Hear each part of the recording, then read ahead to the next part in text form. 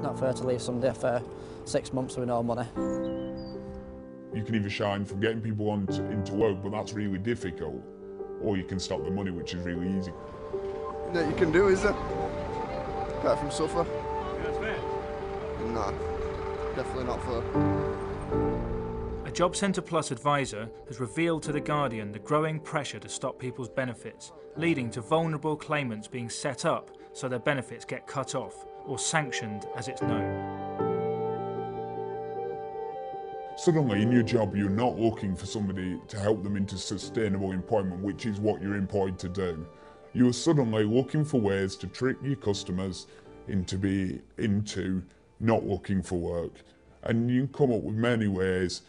I've seen dyslexic customers given written job searches, and when they don't produce them, what a surprise, they're sanctioned. It becomes a culture of let's hit the target. And nobody seems to think about the personal effect it has on people. It's always about the target. They don't care how you achieve it, they don't care who you stop.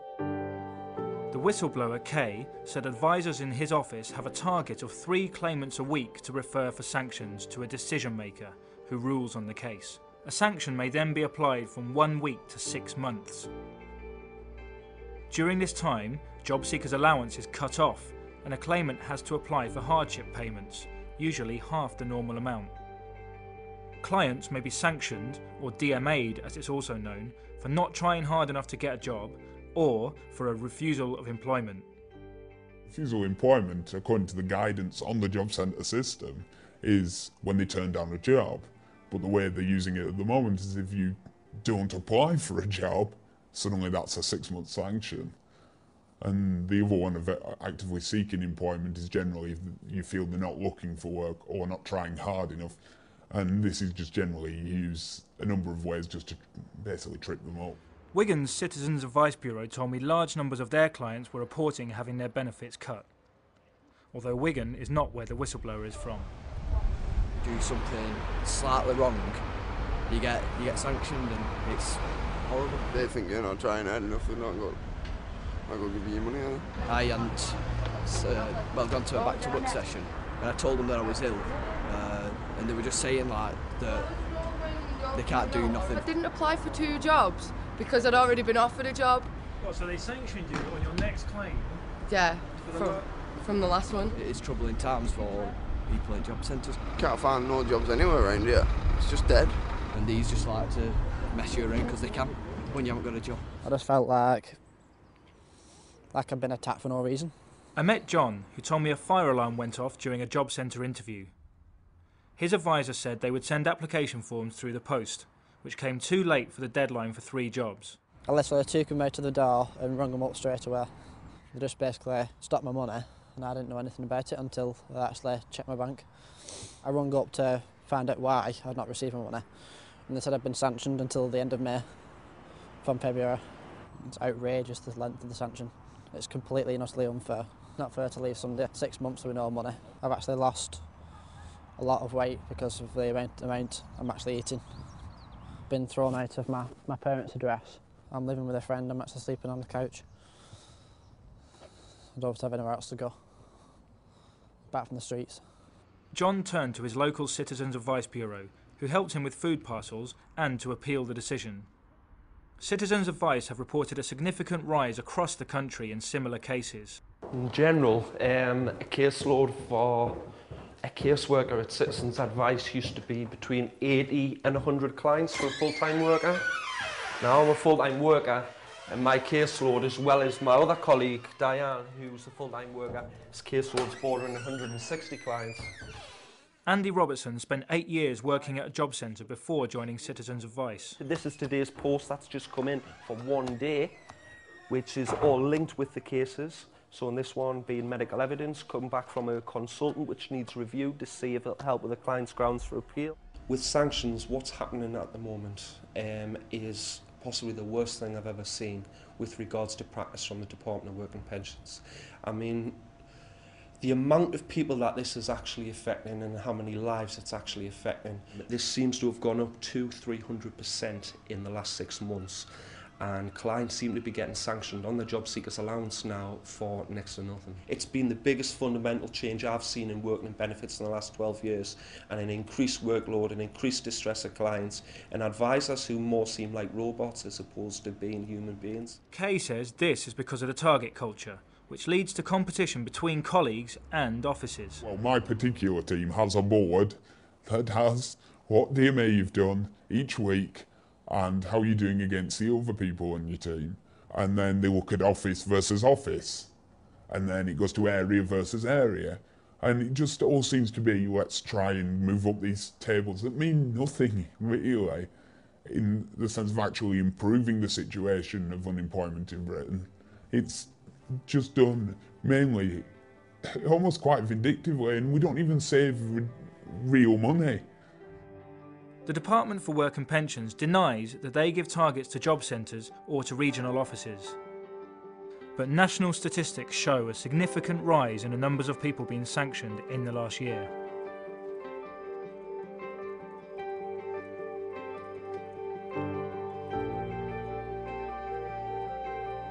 Saving the public purse is always a phrase used in our office. It's drummed home all the time. Oh, you're doing a good job, you're saving the public purse. It's an explanation. Feel good about stopping someone's money. You've just saved your own pocket. Hiya, I'm ringing up regarding a client's job seekers allowance sanction now she received. There is also evidence that vulnerable people are being caught by the harsher regime. A lot of clients who have severe mental health problems.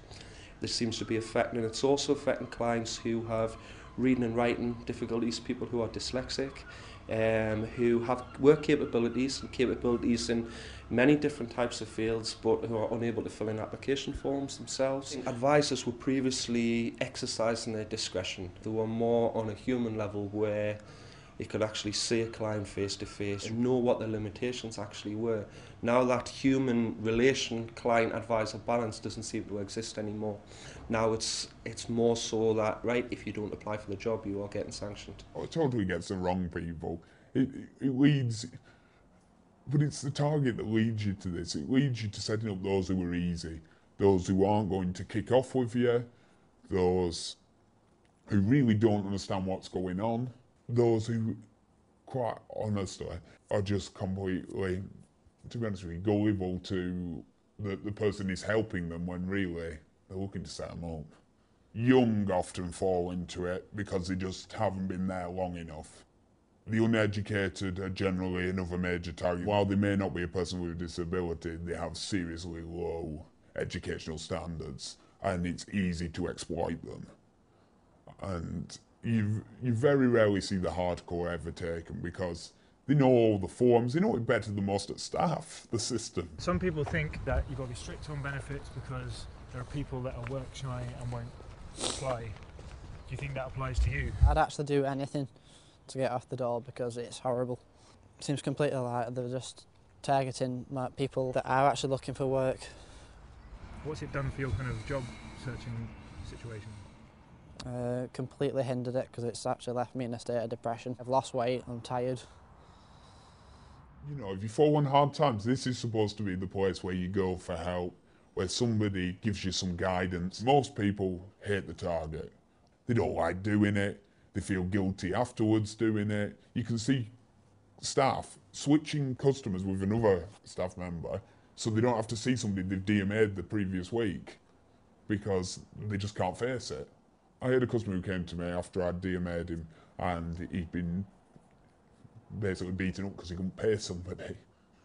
And I couldn't actually imagine it. The feeling was, I just felt absolutely terrible, and I didn't and yeah, he hadn't done the job search that he should have done properly, fair enough, but it still didn't make it, it still weren't right, you know. I can't claim that that was the right decision to make and that what I did benefited anybody. Quite honestly, I try not to think about the other effects, because it's the only way you get through it. The DWP statistics also reveal that areas with high unemployment, like the North West and the North East, tend to have harsher referral regimes. The stricter application of sanctions also coincides with cuts to Jobcentre staff and provision. I went to the Jobcentre and asked them if I could do a course in care, because I want to be like a co-worker for the elderly. Halfway through the course you need a CRB check because you need to do a placement in the care home. The Jobcentre assured me that I could be funded for a CRB check, but when it came down to it, I definitely needed the CRB check there and then. They said I can't be funded for it. I had to leave my course. I had a job waiting for me at the end of the course, but I felt like they got my hopes up and then just like smashed them down again. From April, we offer no provision in our office. What do you mean by that? Nothing. No training course, nothing. The funding ends at the end of March. We're trying to get everybody onto a course at the moment. Those who still care, we're trying to get as many people onto courses as possible. Because in April we know there's no funding at all. Because there are only 2 targets now. You can either shine from getting people into work, but that's really difficult, or you can stop the money, which is really easy because you can introduce a system to do it. Why do you think people aren't speaking out about this? Fear of the job, the fact that they'll probably get sacked. And they don't want to join the people they're signing.